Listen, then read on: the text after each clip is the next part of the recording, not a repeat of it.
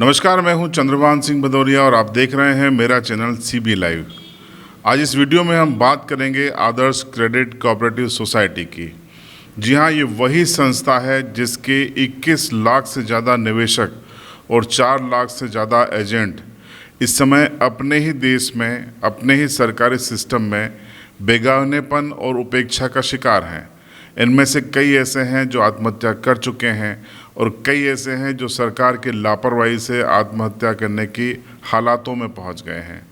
जी हां, आदर्श credit cooperative society का जिसे सरकार घोटाला मानती है, निश्चित तौर पर वो घोटाला हो सकता है, लेकिन निवेशकों की इसमें कोई गलती नहीं है, क्योंकि जिस आदर्श क्रेडिट कोऑपरेटिव सोसाइटी को भारत सरकार के कृषि मंत्रालय के चीफ रजिस्ट्रार ने अपना सर्टिफिकेट दिया था, पंजीयन की दिया था, उसके द्वारा ही लगातार प्रशंसा पत्र भी दिए जाते रहे हैं। लेकिन जून 2018 में जाकर जब सरकार की नींद खुली, जब सरकार को लगा कि इस सोसाइटी की जो प्रमोटर्स हैं वो एक बड़े रैकेट को चला रहे हैं, तो उन्होंने न सिर्फ उनको जेल में डाला बल्कि इस सोसाइटी के तमाम देश भर में खाते सील कर दिए। हो सकता है प्रमोटर्स या जो मैनेजमेंट की टीम है वो भ्रष्टाचार में लिप्त हो सकता है कि वो गलत तरीके से लोन दे रही हो सकता है उन्होंने कोई आर्थिक अपराध किए हों, लेकिन सरकार क्या सो रही थी?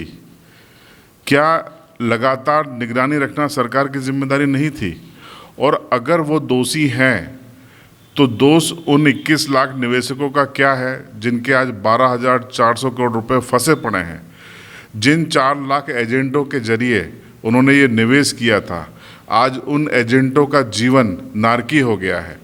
वो न घर के रहे न घाट के रहे, क्योंकि निवेशकों ने एजेंटों को देखकर निवेश किया था। और एजेंट, चूँकि ये भारत सरकार द्वारा पंजीकृत सोसाइटी थी, इसलिए इस काम में जुटे थे।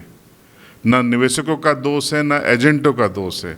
दोष अगर मैनेजमेंट बॉडी का है, प्रमोटर्स का है, तो उसकी सज़ा उनको दी जानी चाहिए, न कि 21 लाख निवेशकों को या 4 लाख एजेंटों को।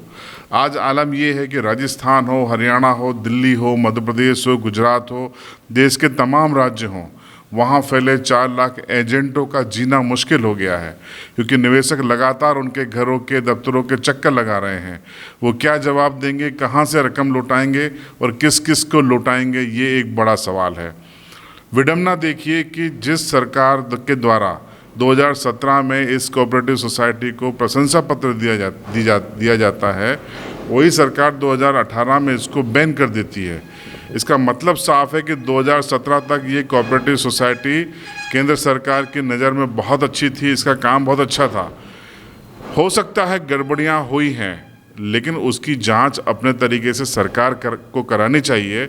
और जब तक जांच नहीं होती, सरकार की ये नैतिक जिम्मेदारी है कि जो निवेशकों का धन है, जो एजेंटों के जरिए निवेश हुआ है, उसकी सुरक्षित वापसी निवेशकों तक होना चाहिए।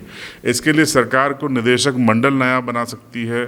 सरकार चाहे तो उसमें कार्यपालक अधिकारी बैठा सकती है और उसकी धन वापसी की प्रक्रिया कर सकती है, क्योंकि खाते ब्लॉक कर दिए गए हैं, धन सुरक्षित है।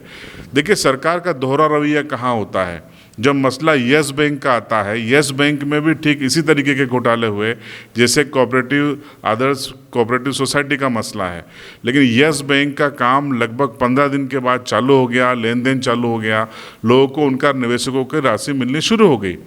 लेकिन आदर्श क्रेडिट कोऑपरेटिव सोसाइटी के निवेशक अभी भी 2 साल से भटक रहे हैं। किसी को अपनी बेटी की शादी करनी है, किसी को कैंसर का इलाज कराना है, किसी को अपने बेटे का करियर बनाना है।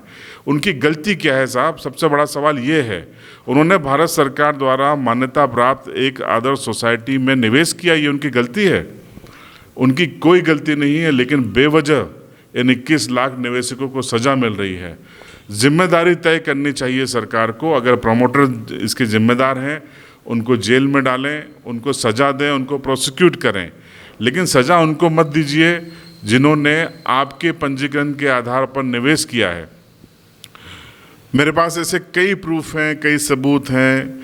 आपको मैं न्यूज़पेपर कटिंग भी बताऊंगा कि किस तरीके से कुछ एजेंटों ने सुसाइड किया है। उनके सामने कोई विकल्प नहीं है, केंद्र सरकार उनकी सुनने को तैयार नहीं है।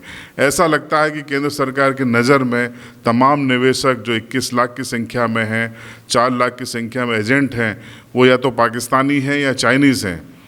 मैं यह कहना चाहता हूं नरेंद्र सिंह तोमर साहब से, जो कि कृषि मंत्री हैं, मोदी जी से, कि ये आपके ही देश के नागरिक हैं, आपके ही आधार कार्डों में इनके नाम दर्ज हैं, ये पराए नहीं हैं, आपके अपने हैं। इनको इनके हाल पे मत छोड़िए, इनके गाड़ी कमाई का, पसीने की कमाई का एक एक रुपया इनको लौटाइए। ये लोग गलत नहीं हैं, गलत प्रमोटर हो सकते हैं, उन पे कार्रवाई कीजिए, इन पर रहम करिए। ये भारतीय हैं, इंडियंस हैं, अपने ही देश के नागरिक हैं, इनको क्यों परेशान किया जा रहा है? और क्या एक लोकतांत्रिक राष्ट्र में सरकारों को इतनी देरी करनी चाहिए फैसले लेने में?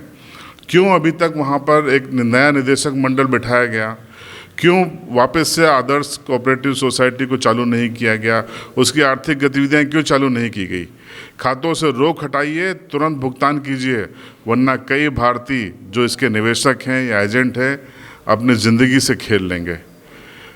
इस वीडियो के माध्यम से मैं नरेंद्र सिंह तोमर साहब से, पीएम मोदी जी से अपील करता हूं कि आदर्श क्रेडिट कोऑपरेटिव सोसाइटी भारत सरकार के द्वारा मान्यता के बाद संचालित की जा रही थी। रहम कीजिए इसके निवेशकों पर, एजेंटों पर। 12,400 करोड़ रुपए से ज़्यादा का लोगों का पड़ा हुआ है, सुरक्षित है खातों में।